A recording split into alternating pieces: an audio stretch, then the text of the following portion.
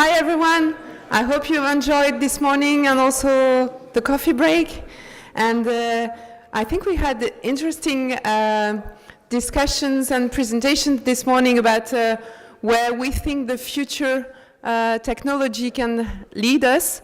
And I'm really pleased now to announce a speaker who's going to talk to us about the sharing economy and how she sees the future of business through the sharing economy views. So Benita Matowska is the founder of The People Who Share, and her passion for the sharing economy led her to set up this global movement. She has been named Ogunte Best Social Business Leader, Venus Inspirational Woman of the Year, and winner of the Cabinet Office Innovation Giving Award. She's spoken in various well-known places like the European Parliament, the House of Lords, or 10 Downing Street. And we're really glad that we have her today delivering a keynote on the sharing economy and the future of business. Benita?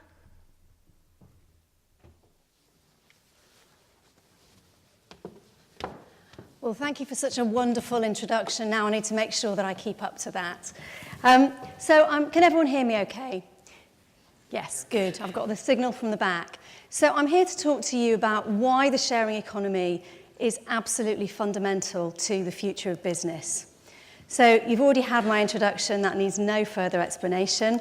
Just a quick word about the people who share. So what we do is we help people and we help companies, businesses, organisations to actually access and participate in the sharing economy. And we do that through sharing economy advocacy, consultancy practice. We have a global share directory, and also we run campaigns like Global Sharing Week. So why should businesses care about the sharing economy? I know that's the key question that you're all here to hear the answer to.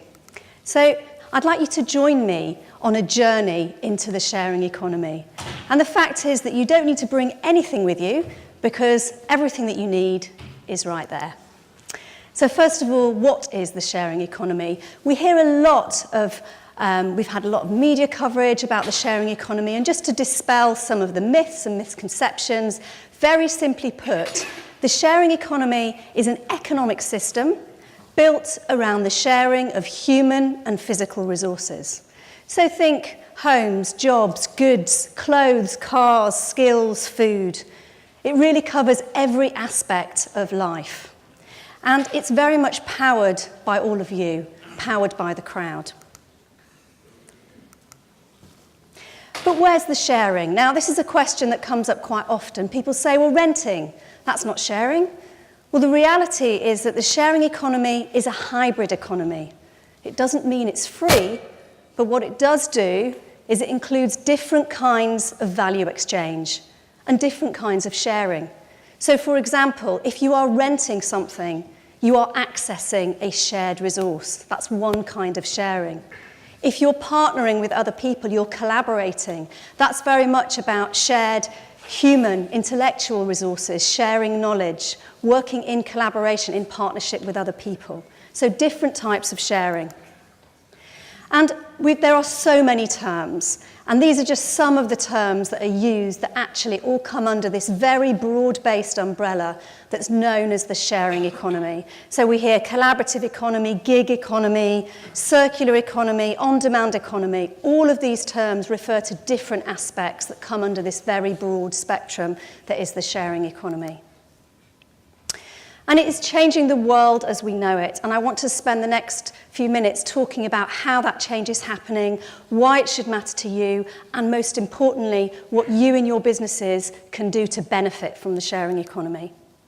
So the sharing economy, first of all, promotes this whole notion of access over ownership. Access the things that you need, pay for what you use. In the context of a business, we've heard already from Rohit this morning about these companies that have this exponential growth because they don't own the assets, but what they do is they provide access to those assets and those resources. And that's the important thing. So if you want your companies to grow at this exponential rate, then actually it's about what can you do to provide access to shared resources. So there's swapping, borrow, rent, exchange, and share. All of these terms refer to those different types of sharing, as I mentioned earlier. So there are some £3.5 trillion worth of idle resources worldwide. Food, homes, clothing, transport, all kinds of goods. And this is not even looking at the human part of this, the human resources that's also incredibly important. And so in a sharing economy, it matches that surplus resource with need. It's about creating an efficient and more sustainable economy. And it's smart because it's using technology to help people access and trade these resources.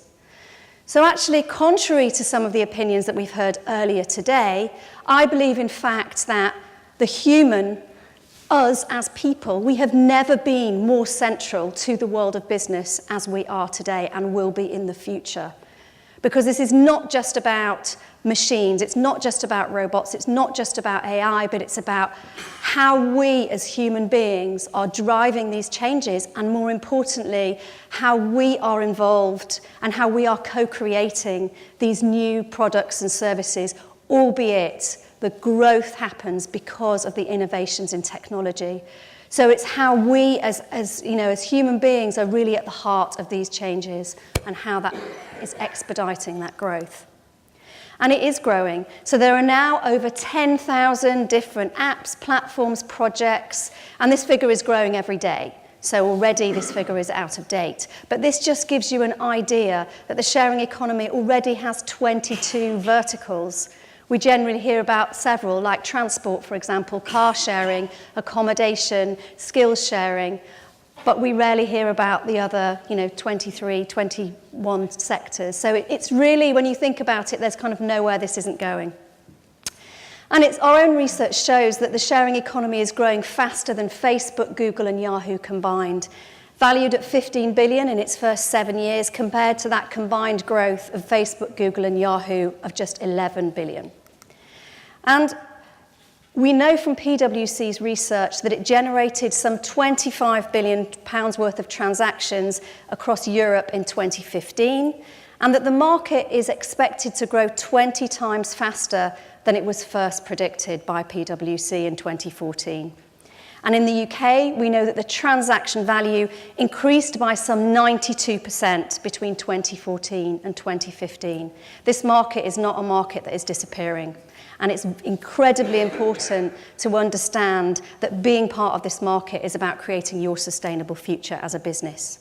We know that the sharing economy could add an extra 138 billion to GDP, and of course save billions and trillions of pounds of idle resources, as I've indicated. But the sharing economy also brings other kinds of value, social value and environmental value. So just looking at the social impact, 1.3 billion tonnes of food is wasted each year. But you look at one social enterprise in the UK, FareShare, who delivered 18 million meals diverted from landfill to people living in food poverty. And that the sharing economy is also creating 3 times greater impact for low-income communities. So actually, your business, by engaging in the sharing economy, is not only making you more profitable as a business and sustaining yourselves as a business, but you're also making a positive contribution to the economy at large and to the people within it. And it's driven by the crowd. This growth is happening because 28% of adults globally are already participating in sharing services, with 65% in the UK. Excuse me. And the sharing economy means engaging the crowd. What are you doing? What are your products, services, brands, companies doing to work with and engage the crowd? Because the crowd increasingly expect to be co-creators and part of whatever it is that you're producing. We estimated that there are some 2.68 billion of what we call generation share. And in the early days of the sharing economy, which was born in 2008 out of global recession, this was driven by the 24-year-old to 34-year-olds, millennials or a subset of millennials, who were choosing to access rather than own goods, with 73% saying that the sharing economy is important to them. But what's interesting, as the sharing economy heads mainstream, that demographic is changing. And more people are getting involved in the sharing economy. We know that the sharing economy is also having large uptake with older people. 25% of sharing economy providers are over 55. 10% of Airbnb hosts are over 60. And participation rates in this group of over 55s grew by 375% in 2015. That is growing all the time. So this is something that actually is affecting all demographics, and that's why it's important to understand how this can relate to your business and why you need to adopt these practices. So what are the drivers? What's causing all of this? Well, first of all, saving and making money. We know that the first reason why people engage in these practices is to save and make money. But what's interesting is that there are reasons why people return. The reason for the growth of the sharing economy, two reasons. One is that people are interested in sustainability and the collective good, and these idea of experiences. So when you engage in these sharing economy practices, you're not only getting a product and service, but you're actually having an experience. You're connecting with other people. You're part of a wider network. You're getting something that money can't buy. And that is why that's what's propelling this growth of the sharing economy. And of course, technology and innovation. We could not, for example, be able to share, exchange, swap and borrow and rent and lend with strangers on this scale were it not for innovations in technology that enable us to safely do this. Now, of course, talking about safety, trust is the biggest barrier.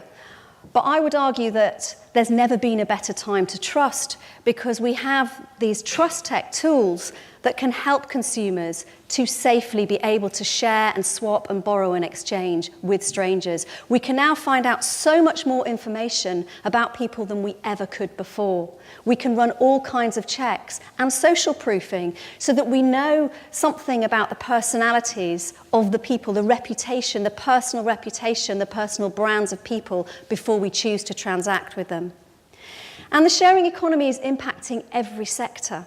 There's nowhere that this won't go. So we look at the private sector, of course, public sector. We're starting to see uptake across the public sector of sharing economy services and practices, the charity sector, and of course, society at large. So why is it so important for business? Well, it is the most significant business trend of all time. And to put it this way, people are no longer reliant on corporations for their products and services. Now we can exchange and trade peer-to-peer in ways that we never could previously. Only 10% of brands, however, are seen as sharing brands. Yet 90% of consumers tell us that they want brands to share. And of course, that's a broad statement. How do they share? In what way? Providing those access to those shared resources and experiences that people are demanding. And companies need what I call a collaborative advantage. In this environment, in these times, this is about how do you have the skills? How well can you partner with other organizations? This is not about going it alone. Quite the opposite. We know that the sharing economy is an opportunity to turn costs into revenues. And actually, companies adopting these sharing economy practices can double their revenues in the first year. So this is why it is not to be ignored on any level. Just to give you some examples of engagement in the sharing economy by more traditional companies, this is one example. Hallmark, for example, who recognise that they need to find ways to involve the crowd in co-creating, and so in co-creating their products. So they partnered with Brit & Co, and they have maker fairs and ways in which people can come to locations. They can create all kinds of greetings cards and all kinds of properties and products that really help to engage the crowd in the Hallmark brand. And that helps them in turn to reach new audiences and drive profitability.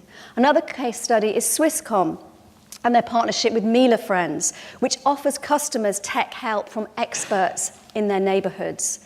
And again, this is a way that people can generate revenue. So if you're an expert in your neighborhood and you know how to fix someone else's television, for example, or you know how to fix someone's device, then actually this is a way that you can generate increased revenues, whilst at the same time, Swisscom benefit from that because of course they're gaining a percentage of every single transaction that occurs, whilst building a community and growing their customer base. Marriott Hotels partnered with Liquid Space. They had unused spaces in their hotels to provide on-demand working spaces for entrepreneurs and startups. Again, they were taking something that was an unused capacity, that was a cost, and turning that into a revenue base. We see examples also in the charity sector, as I mentioned. Team Up was a project that we worked on with Macmillan Cancer Support, who wanted to find a way that they could connect volunteers wanting to share their time with people living with cancer. And they were able to, through a task-sharing app called Team Up, connect those people safely in order to carry out mundane everyday tasks like doing the laundry and picking up the post and so on. So again, we're seeing lots of benefits across sectors. But also this is about future-proofing your companies. It's about enabling new business models, being at the forefront of innovation, ensuring sustainability, and most importantly for your businesses, ensuring and driving profitability. It's also about increasing engagement and increasing that engagement and that crowd-driven ability to be able to crowdsource your products and services and have relationships with your customers in order to grow your business. People now expect to co-create these offers and be active consumers or prosumers, as I often call them. There's this social effect, which is about people-driven marketing, friends networks, refer-a-friend initiatives. This is how these companies like Airbnb have grown to the position where they offer access to more hotel rooms in 9 years, excuse me, than the Hilton Group did in 98 years. So that just gives you some idea of the benefits. Peer intelligence, raising standards, increasing quality and creativity. This is all about how you can benefit from the intelligence of the crowd. But it's also about increasing diversity as well within your customer base. So we see that the sharing economy and accessing these shared resources and enabling that access is a way to reach broader audiences and grow your customer base. But it's also about being at the forefront and this whole notion of thought leadership, being a brand of the crowd, a brand of the future.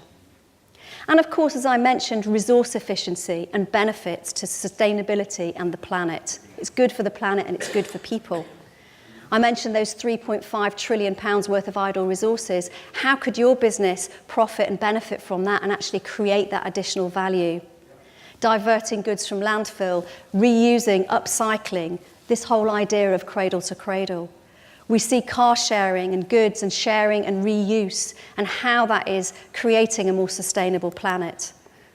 So future success will be determined by how well you partner and collaborate and share. So my question to all of you is, what's your collaborative advantage? Because there's no doubt that the sharing economy is the future of business. The question is, are you going to be part of it? I'm Benita Matowska. Thank you for sharing.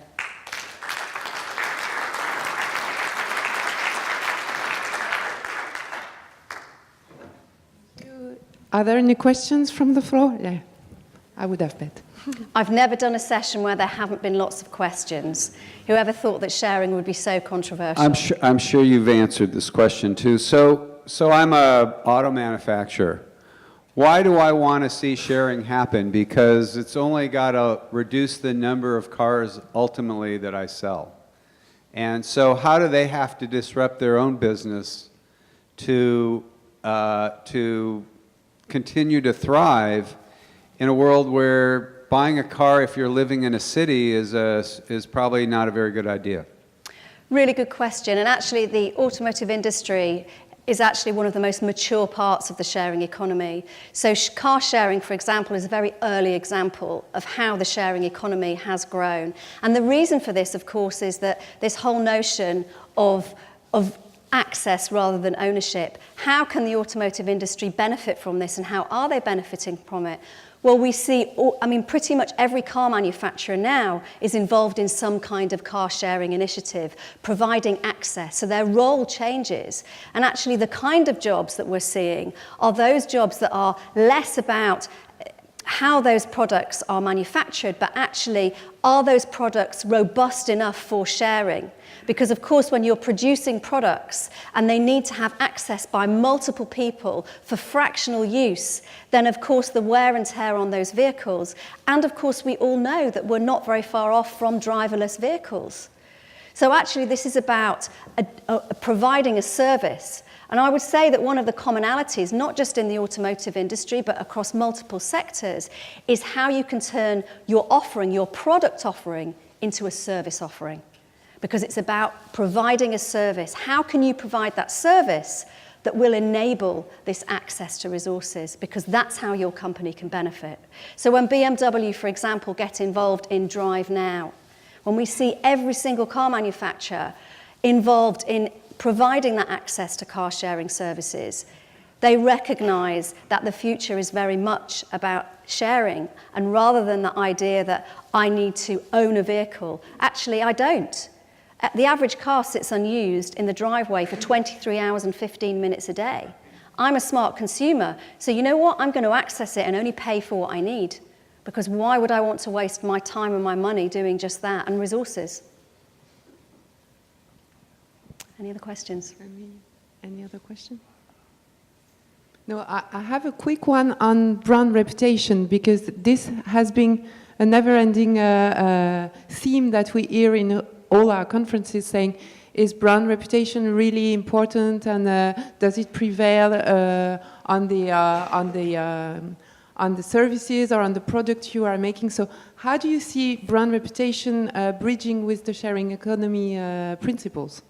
For big and for smaller brands too. Yeah, well, it's an interesting question, and I guess I believe brand reputation is incredibly important, both personal brand reputation, because of course the sharing economy is made up of, you know, all these different, you know, hosts and prosumers and micro entrepreneurs. And it's very much about your brand reputation. I mentioned collaborative advantage. It's about who are you partnering with. It's about that halo effect. It's who am I partnering with that is part of the sharing economy. Because you may be a traditional brand, but actually consumers can see that you are finding ways to engage that crowd by being associated with those brands that are very much of the crowd and enabling that. So it really is, that brand reputation is about how well you can partner, how well you can collaborate, how well you can share.